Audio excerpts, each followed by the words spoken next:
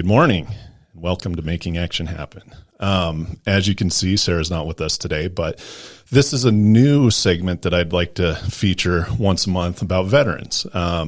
With Action 22, we do a lot of veterans work, and myself being a veteran and working in the field for almost 15 years, almost 20 years, thought it'd be a good idea to bring some of the veterans from the Action 22 community in to share their story and talk about what they're doing, what they're working on, their struggles, and just how to be a better person. And hopefully somebody out there hears that's in a similar spot and they could take something from this. So with that, if you look, our studio is different. So this is an experiment.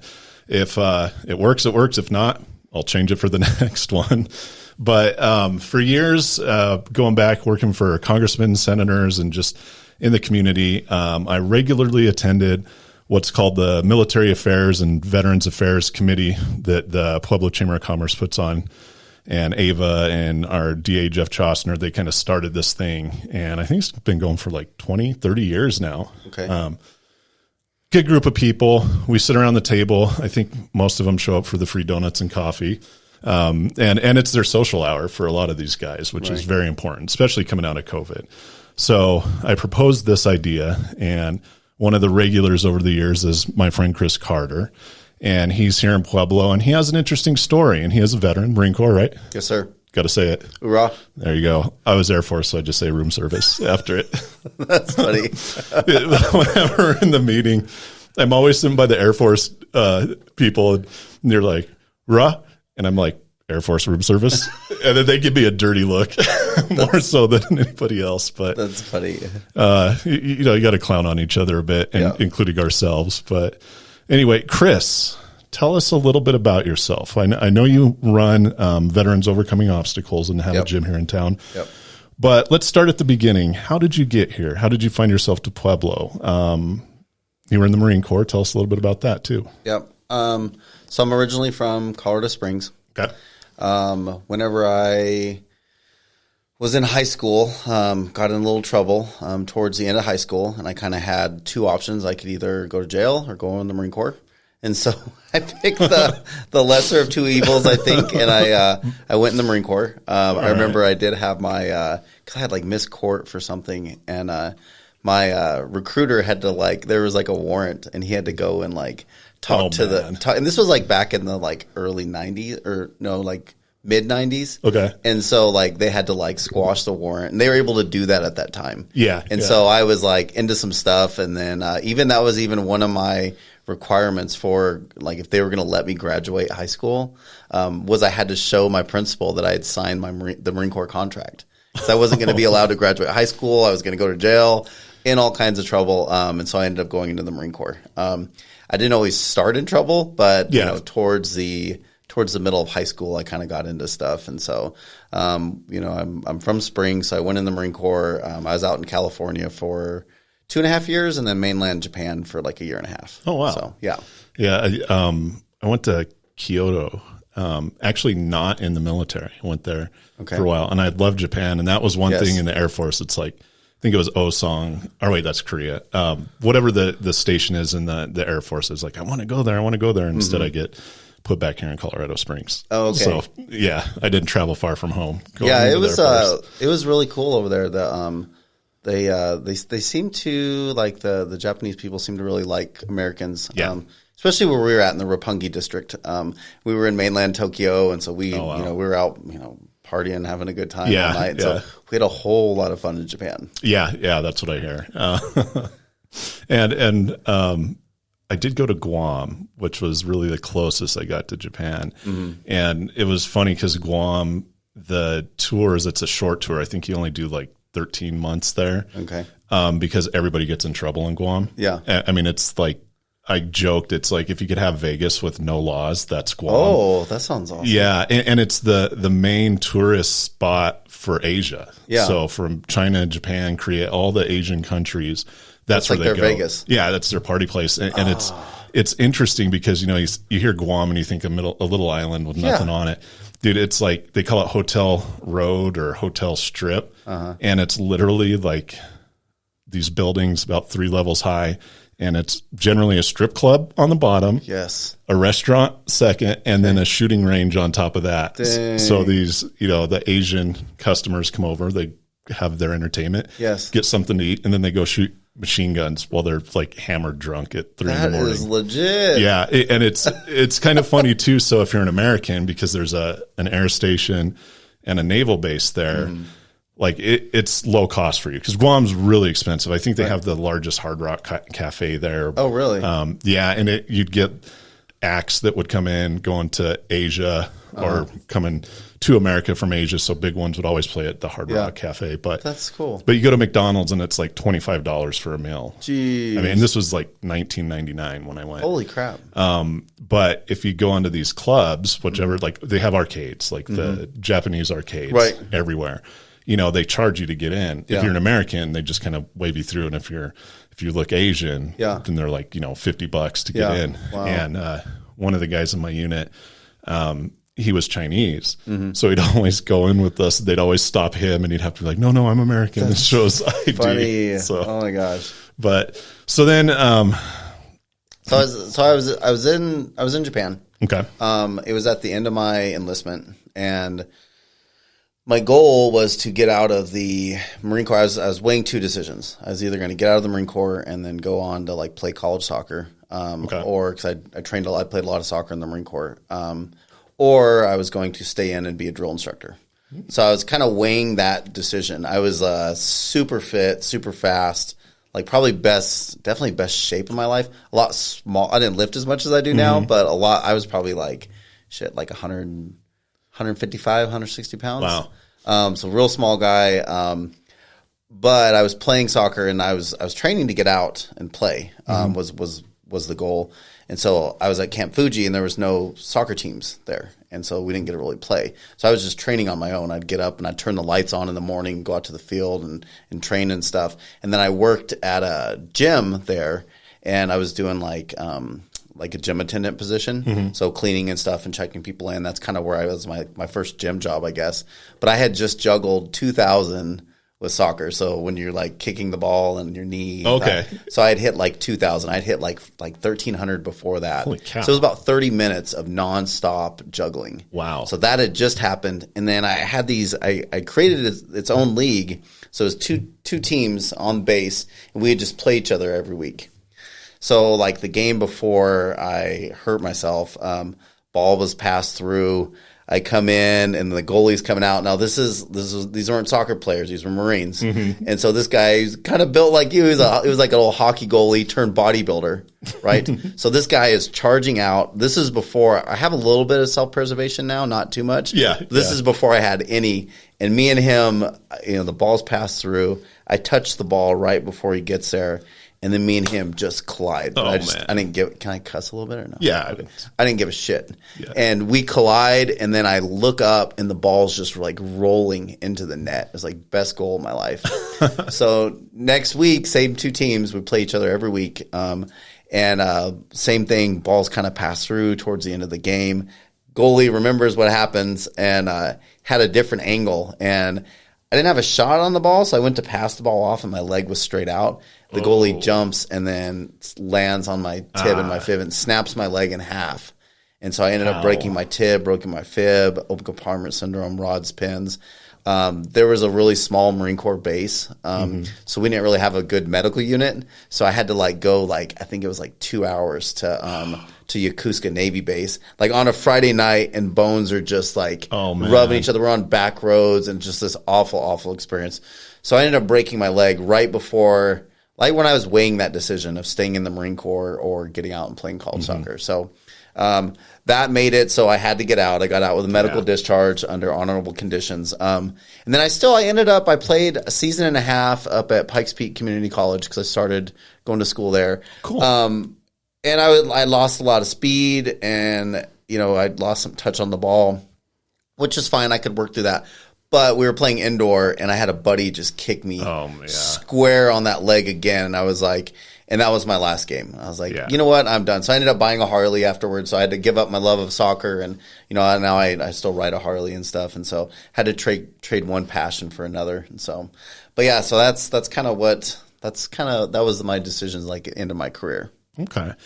So currently, you just graduated not too long ago, right? With your master's, was it? Yes. So I got after I got out of the Marine Corps, I did a year and a half at Pikes Peak Community College to kind of get started, and then I transferred to CSU Pueblo, and was going to school down there, or down here, and I got my bachelor's in exercise science. Okay. And so that was 2005 I graduated, and then did a lot of things, and then I did just finish my master's degree as a drug and alcohol addiction counselor. Okay. So and that's a conversation we've been having a lot. With Action 22, we cover 22 rural counties. So all of southern, southeastern Colorado, and from El Paso County. I guess they're not really rural, but, out east, out south, and a little bit west to the top of the mountain. And for years, I had been working in opioid addiction, that type of thing from a federal policy standpoint out of D.C. And around 2015, we saw the beginning. We were kind of ahead of it. Like, I knew it was coming, and I was screaming in DC, and my boss was screaming about it, about the wave of opioid addiction coming through. And so I spent those 5 years just kind of doing everything I could to get the word to DC. And that's what initially led to the legislation that came down through the bipartisan task force to combat opioid and heroin addiction. Okay. I don't know why they throw heroin separate from opioids, because it's, same thing. But we saw it, and it was interesting how I saw it coming. And I told the story up at Voices on a panel, but I would go on tour with punk bands, right? I played in punk bands, which was... That's cool. Yeah, it was weird that I'm working for, at the time, one of the most conservative Republicans in Congress, and then 6 weeks out of the year, I'd pack my stuff up and go on tour with either a punk or metal band that I was in, sometimes both. Yeah. What do you play? Keyboards, bass, sang. Could fake my way around a guitar a little bit, but mostly keyboards, because we could never find a bass player. Yeah. So I'd always do the bass. I'd say, this is the bass player, and have a keyboard here. Yeah. And a lot of the music we did had synthesizers. So my right hand would play the synthesizers, and this hand would play the bass part. Dang. Yeah. Do you play piano too? Yeah. Okay, I do. Cool. My mom played piano. So, but what happened with the opioid stuff? So I'd been touring since like 2009-ish, 2008, sometime around there. And you get this pattern. You have a route. So we do a full country tour. We'd either go, up to Chicago and east, or up to Chicago and west, and then back around through Texas. And you'd stay at the same places, play with the same bands, the same venues. And from 2014 to 2015, it was like night and day. So hitting all these spots and these people we knew. I mean, I played in punk bands and metal bands, so of course everybody's going to like drink a lot and party and stuff. Right. But it went from, let's go party and have fun, to like everybody was on pills and heroin, and like within a year. And I remember talking to my bandmates, and I'm like, what the hell's going on here? Like, it went from a punk rock house, 20s, late 20s, early 30s, to like fun. Grow up a little bit, guys, but no big issue. Right. To like, this is like a heroin den now. Right. And I came back, and we started to see the opioid epidemic start. And I was like, this is going to be bad. And a lot of this was in rural towns across the country. And so we tried to get in front of this. And, Denver, they saw it, and they were doing what they could, and Springs and Pueblo to a point. But still, and even to this day, the attitude in the rural communities are like, we don't have this problem. Right. And it's everywhere. Right. But those in charge, they're like, we don't have this problem. And now they're finally like, we have a problem. And in the rural communities, they don't have the resources that Denver has, or Pueblo or Springs, and there's been this real big push on better ways to deal with this through stuff like you're doing, fitness, exercise, counseling, that sort of thing. So, to make a long story long, one of the reasons that I wanted you to come on, not only because you're a veteran and I work with you, but what are you seeing and what are you doing to help combat these issues in veterans that we see too many of our veterans, get in trouble, get in a bad way due to addiction, just trouble in general? Yeah. It's hard. And I always, this may sound weird, but I always start with myself. Mm-hmm. 'Cause I have like a 20-year addiction history, in myself, and, drugs and alcohol. And, now let's see, next month on the 14th, I'll be 9 years sober.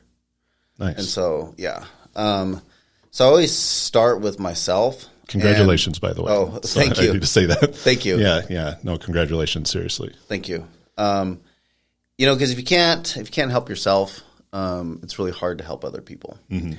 And so I always start with myself, and then being a veteran. And then if I can, do things myself, then, hopefully people can see me doing it, and I can be in kind of like a role model position, or even like a inspiration kind of position, to where people see, that Chris Carter, like, if that guy can be sober, I could be sober. Yeah. So I think it does start with you. And, I really try to live, by that, of being a good example. And then, I try to help veterans where I can. The idea, we have a nonprofit, veterans group. It's called Veterans Overcoming Obstacles. And, our mission is to help veterans battle PTSD, drug and alcohol addiction, and prevent suicide through health and fitness. So it's like the greatest, freaking, what is it called? What is that statement? Mission statement. Oh, mission statement. Yeah. You have to cut that little part out. Great mission statement, right? Battle PTSD. Veterans, a lot of veterans have PTSD. I have PTSD, not from war, but from childhood trauma. Mm-hmm. Battle drug and alcohol addiction, trying to be sober. Prevention of suicide. I have a lot of people I've known in my family and people I've been close to committing suicide. Mm-hmm. And how do you do it? You do it through health and fitness. Mm-hmm. And what I realized when I was kind of in my, early in my recovery program, is this is what I did for myself. And so the first 2 years is just real stressful. You're just coming out of a blur, and you're trying to live life kind of like normal, if you will, people, but you've never experienced it. So it's just really, really stressed out. But then I started looking at what really motivates me. Mm-hmm. And it's just the daily act of training. So, going to the gym and working out. And I think that it's great to go do that, but, what are you training for? And so part of the thing with our program is you pick an event. So, we have a event coming up that you're going to come out there for, which is going to be super legit. So it's, silkies and singlets. So you can either you have to wear a singlet, really tight singlet, the tighter the better, they say, Jeez. Or really short silkies. Okay. So as long as you're wearing one of those, then you're good to go. No, I'm just kidding. You don't have to wear it. You don't have to wear that. You're I was thinking, you were trying to think of how to get out of it. Do I have, I think I got a doctor's appointment that Saturday. No. No, you can wear whatever. It's right. it's a fundraiser. But by having something to look forward to, mm-hmm. gives a sense of purpose. And so we sponsor veterans to do, and we sponsored you, for the event. And it gives them something to train for, the daily act of training, and then what are you training for? You're training for the event. Yeah. So we do these lifting meets, but then we also do ruck challenges, mm-hmm. we do Spartan races, we do Tough Mudders, and so there's just always something you're training for, so you're never going without a cause. And so this is what I personally did for myself, and it's a lot of stuff, but it also keeps me busy, which also keeps me out of trouble.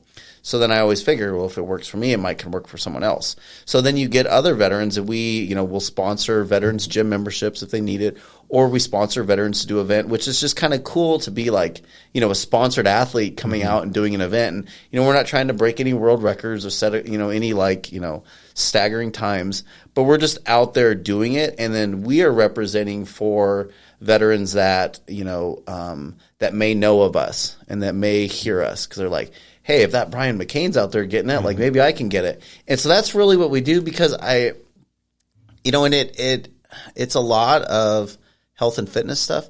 It's really hard to get people sober is what I'm finding as an addiction counselor. Yeah. I knew, for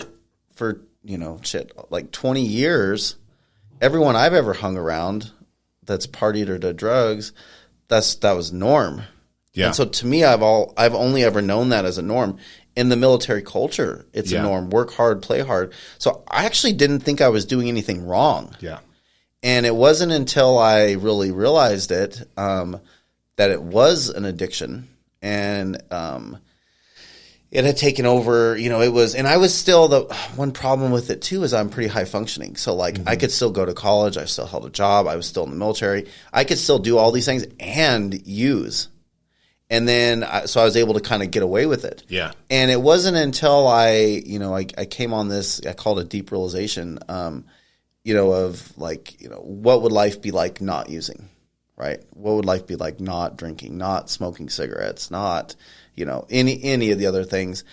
And I wanted to see what it would be like. And, but the thing is that it's a lifelong commitment. Mm-hmm. So like, I don't ever get to enjoy a beer again, or, do anything, or like, I don't hang out, in those places, like, cause I can for a little bit, it makes me uncomfortable.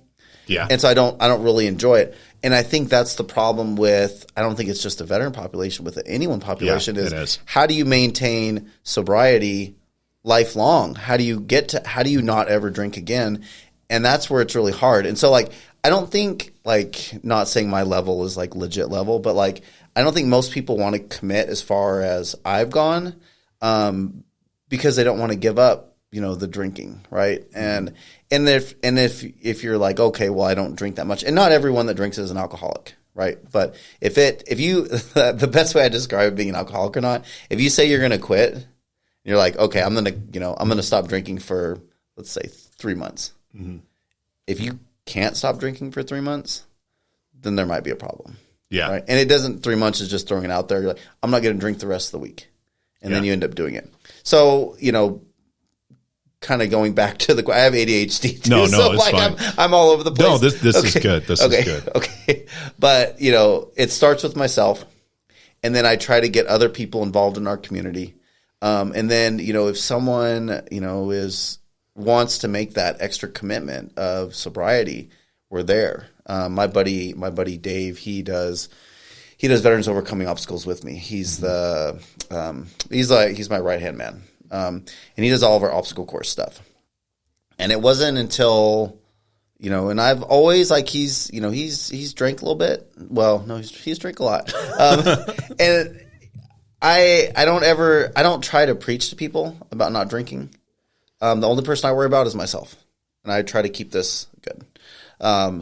But he's seen me over the years, like, set a good example. Mm-hmm. And then he kind of looked at his life, and he was looking at his, great grandpa, and then grandpa, and then dad. And he's really, he realized, like, shit, we've all had this problem. Yeah. And he just hit like 3 months of sobriety, which is amazing. Like, that would be my goal, is to be able to do that. I'm kind of new into the addiction field. I just, finished grad school. I'm working as an addiction counselor. I'm working on my licensure, and it's a whole field that I'm going to dedicate the rest of my life to. And I think, my buddy Dave, he was a kind of a byproduct of what we're trying to do, but I don't know how to recreate that all the time. Mm-hmm. The best I can do to recreate that is establishing healthy habits. So, like, getting fit, eating clean, getting sleep. I do a lot of yoga, a lot of meditation, a lot of mindfulness. I study Stoicism. All of these, if you incorporate all these positive things, there's not as much time for all the negative stuff. Yeah. Now, committing to complete sobriety is like, it's gangster. Like, you got to go hard, and you got to not care about anything else. Like, I work with I have a mentoring program too, and I will work with a lot of gangbangers and stuff. And I'm like, if you want to change your life as like down as you are about the gang, you got to be that down for sobriety. You got to be that down to change. And it's got to be the same kind of mentality. Like, there is nothing anyone could do that would make me use. Yeah. I don't care what it is. And I have to stay by that. And I don't get to, like, second guess that. So, like, how do we establish that in other people? I'm learning it. I think a nice approach is to get them, exercising and doing events, and then you meet more people. But, I want, eventually I want this to be a movement. Yeah. And I want to write a theory on, basically like a modern day warrior theory. And it's, if you look at warrior civilizations, from the dawn of time, and you look at their virtues, and you look at if you look at like the samurai, the Spartans, knights, if you go into the future and you look at Jedi, right? It's all the same kind of culture and it's all that same mentality, but they're not using drugs. Yeah. They're, being nice to people. They're training. They're eating healthy. And so I eventually develop this thing and people are like, wow, like that's how I want to live. Yeah. I'm kind of on the beginning of that path right there. Yeah. Does that make sense or does that all sound too crazy? That makes sense. But Okay. you have to cut the Vikings out because I think they would just get hammered and go into battle. Like that was their thing because they're like, if I'm going to die, it's already written, drink. That's like, funny. You would. Yeah. They're legit though too. Yeah. I did a DNA test and I found out because I didn't know where my background was from. Yeah. And I found out I'm like probably I think like 85, 90% Scottish. Oh, so you got. So I think I have some of that Nordic in me. So yeah. Yeah. It was funny. My wife, she had this goes on with my dad too. So like my dad, big dude, like I'm the smallest guy in my family. Oh, wow. Yeah.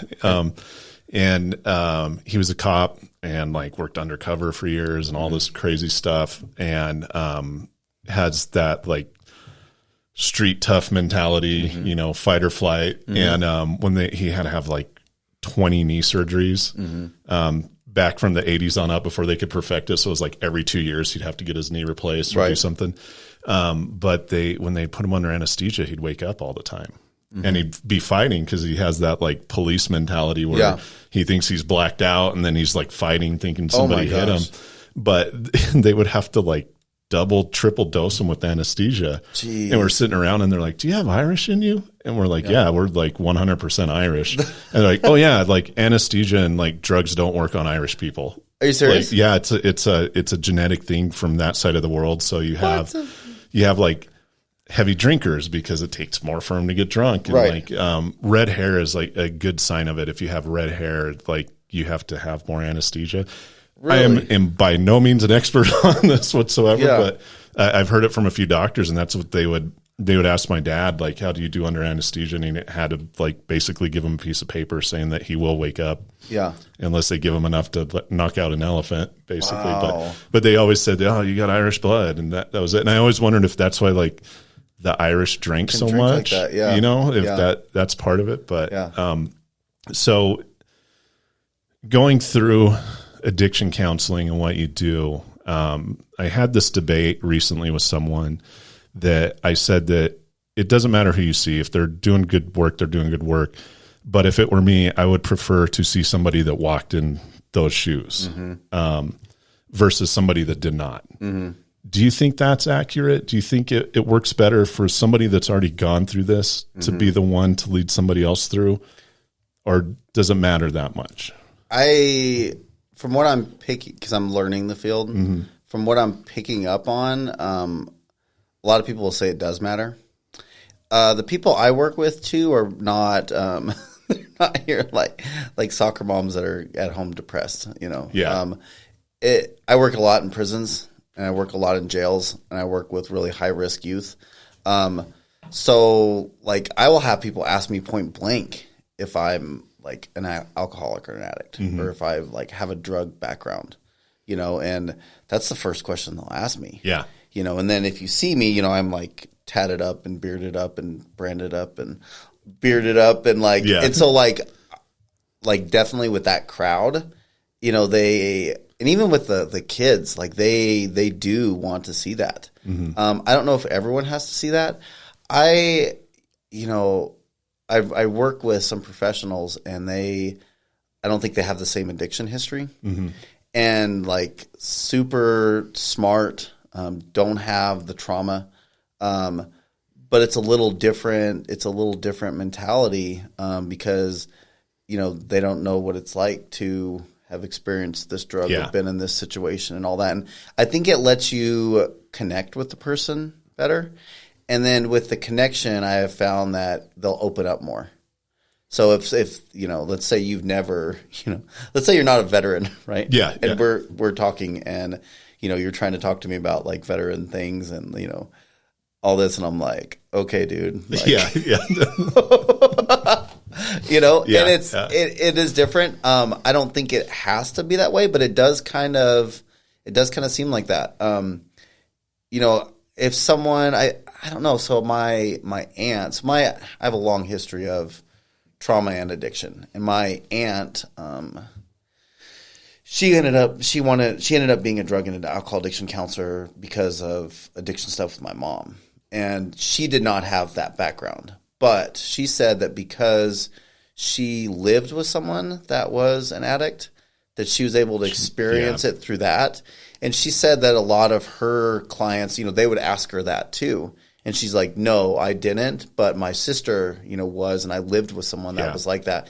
And, you want to help, she wanted to help her. And so like when people are using like that, you can want, to help and change them, but not. Yeah. And so I think that if you come from that background, and it's a background of, having experienced like the pain and the loss and the heartache and all that stuff, I think then you can connect, but there's got to be some kind of a connection, because I think that people, when they're using, they're in a bad place. Yeah. And you got to be able to connect with them on that level. If you're just like happy-go-lucky and all like smiles and fucking sunshines and fucking rainbows, like it's going to be real hard to like. Even I have trouble. Like I still like I'm sober and I feel like I do my best, but I have a hard time. I can't even connect with people like that sober. Yeah. Like and they may have that just may be the way they are, and they have the best intentions, but like.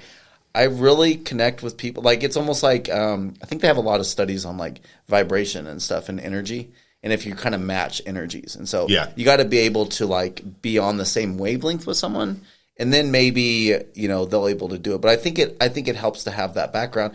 And one thing I've found is I don't judge, because they can tell me some like jacked up stuff, but I know of all my jacked up stuff. Now, one thing I'm learning as the like counselor and counselee, like you do sit in a different role. And so like when you're giving advice, this is just something I'm learning like recently. Mm-hmm. Like we're not necessarily peers, right? Like you and I are peers, right? But when you're in the addiction counselor, and then the counselee, it's not a peer on peer, it's not a sponsorship. But, when they tell me something I can relate to, and I can think of like things that I've done that I may not have ever shared, right? And so I'm like, I'm not going to judge the situation, and you can understand what it's like. Yeah, it kind of puts a subconscious block, or stops that subconscious of judgment, because I think the biggest fear of somebody seeking help is being judged. Right. And even going back to the working out, the fitness, the Tough Mudder, the weightlifting thing. Yep. Silkies and singlets. Silkies and singlets. I will Volume 6. I'll see. I'll borrow a singlet from my wife. You should wear some silkies. I think I might have some. Let me look. Yeah, I'll try to find some. I'll wear some if you wear some. I'll look. I'll let you know on that. Okay. Send me a picture. But prove that you got them. Yeah. No, I was in Alamosa, or maybe it was Antonito, somewhere down there, and these group of people were having problems with the VA. Big surprise, but it was fixable, and also the individuals having the problems weren't the most forthcoming on stuff. Mm-hmm. So I go and meet them at their trailer in the middle of nowhere of a field, and I'm like, oh great, this is gonna be you're gonna be dead bad. Yeah. But I knew them, and they respected me, and they really needed help and stuff. And I go in there, and of course it's like 5 people, like trash, no water, nothing. Obviously pills, heroin, all the fun stuff, and weed and everything else, booze everywhere.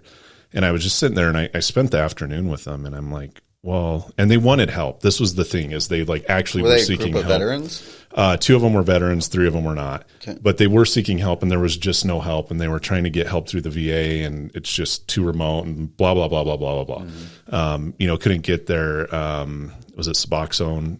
They would have to drive like 72 miles to get their daily dose, and they don't even have a driver's license kind of situation. And we kind of got into it, and I'm like, well, why are you stuck in this situation? I want to understand this, like, not judging, nothing.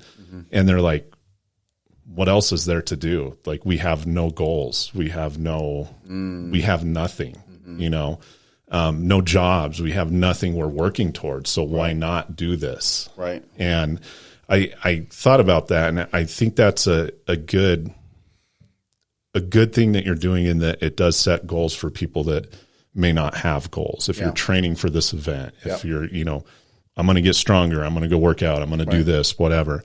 And my wife too, she's kind of the same way. It's like, you know, she is 7 days a week yoga. She's been doing the, I call it cereal bowls, but the hippie cereal bowls is what I call it, where they do the sound bowls. like you go into cereal bowls tonight. She's like, you're so mean. That's funny. But it works. And, you know, we have 4 kids, and most of them are teenagers. So it's a very stressful house at times. Yes. And, that is her goal during the week. It's like, that's how she's getting through the stressful times. Is like, I have my sound bowls tomorrow. I have my yoga in the morning, you know, that stuff. And just her dedicating the past few years to that, and a regimen of it, like, just has improved her life so much. Right. You know, it's not the end of the world, and she has something to go for. Not saying it was bad to begin with, but you know, it just, for her mental health, this is like the greatest thing she's doing. Well, one thing I have found, this may sound terrible, but like, even from the Marine Corps, I never lost my Marine Corps mentality. Not that I'm completely brainwashed, but once a Marine, always a Marine. Hoorah. But I believe in daily training. I believe in being hard. You know, I listen to David Goggins. I listen to Jocko Willink, you know, Mark Devine. Like, I listen to a lot of like SEALs and stuff. And, you know, I think that veterans after the military, they, you know, this is might not sound very good, but they don't stay hard. Yeah. And, you know, and I think about, you know, when you're in the military and you're training, and even if there's some partying involved, like, you feel good about yourself. And you remember when you used to, you know, bench this much or run this much, or you could do that many pull-ups. And when they get out, that mentality goes. And that fighting mentality and that warrior mentality goes. And that's one thing we really try to do, is like build that. And that's the thing with this warrior theory I want to develop, is like, why would you not want to train like a warrior? You know, and even if you are anywhere, you know, even if you're in prison, you're in jail, or you're in some rural thing, you know, can you work out? Yeah. Can you run? And I do a lot of calisthenics. Can you do calisthenics? You don't need anything for calisthenics, just body weight, you know, and then that can get you going. Cause I think if I were in anywhere I've been in any of these situations, even when I like broke my leg, I was hobbling to the gym on crutches. You know, and I have never stopped training. And I think that's where it goes wrong, is people lose that. And that's got to be redeveloped. Yeah, I agree.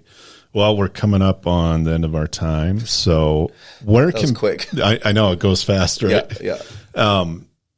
Where can people find out more about Veterans Overcoming Obstacles, some of the events you're doing, webpage, Facebook? Let them know where it's at. Okay, cool. So always, like, the best way for me is, you know, if you reach out to me, my number is 719-468-0694. Text is usually the easiest. Or my email is ccarter Devil Dogg. So CCARTER Devil DEVIL DOGG, like Snoop, @gmail.com. And then the website is Veterans Overcoming Obstacles, VO2.org. Yeah, I think it's VO2.org. Okay, I think it's Veterans. It's changed over the years. Yeah, no, I'll put it in the Okay, so Veterans Overcoming Obstacles, VO2.org. And then there's also Devil Dogg Strength Conditioning. If you Google Veterans Overcoming Obstacles, it's going to come up, or Devil Dogg, yes. And then our address, we're out in Pueblo West. It's 275 East Industrial Drive. Okay. Well, thank you for coming on the show. You're welcome. I know it's stepping out of your comfort zone a little bit. Not too bad. Okay. And then, and we, I think we talked about some philosophy, stuff and some training stuff, but I would, getting into deeper in any of the trauma or any of the other stuff, I'd love to come back and talk to you again and maybe do like a little part 2 to this. So. Yeah, we can do that. Okay. So real fast, I got to do our disclaimer. The views and opinions on this podcast do not necessarily reflect the views and opinions of the Action 22 board membership. And stay tuned. After this goes up, our next guest is going to be a cartel expert. So we're going to break that in 2 parts. So look for that next week, and we'll talk to you later. Bye.